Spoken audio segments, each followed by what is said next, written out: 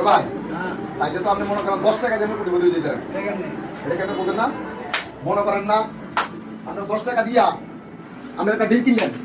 ডিমটা ধরেন মনে করেন হুটলো, বুঝছেন? হুটলে মনে করেন ডিমটা সাউ দিয়ে দিল, মুরগার সাউ, ওই মুরগার সাউটা মনে করেন আপনার কাছে রাখলেন, রাখা কয়দিন ফাললেন, নগদ মনে করেন মুরগার সাউটা বেচে নিলেন ভাই, ব্যস্ত মনে করেন একটা ছাগল কিনে নিলেন, ছাগলটা মনে করেন মোটামুটি 1 বছর পারলেন, ওই যে ছাগলটা যে মনে করেন আস্তে আস্তে আবার কি করলেন, ছাগলটা যখন বড়ই গেল, নগদ মনে করেন যান একটা গরু কিনে নিলেন, ছাগলটা বেচা এটা কেন এই ছাগলের টাকা বাইরে যেতেছে না, এই ছাগলের একটা ছোট একটা গরু কিনলেন, প্রথম একটা মুরগিটা কিনে মুরগিটা দিয়ে বড় হইলে মুরগি বেচে বড় ছাগলটা দিতেছে, ছাগলটা যখন বেচে হইলেন পরে মনে করেন একটা গরু হয়ে গেছে, এই গরুটা যখন মনে করেন আমার একটু বড় হয়েছে কি বলতো ভাই কি কম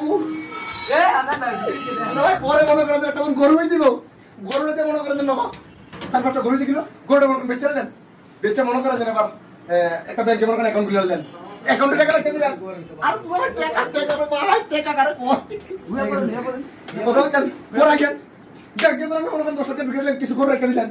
ওই টাকা দিয়ে মনে করেন টাকা আর টাকা দুলো ভাই 10 টাকাতে কোটিপতি অতি তাড়াতাড়ি অতি সম্ভব।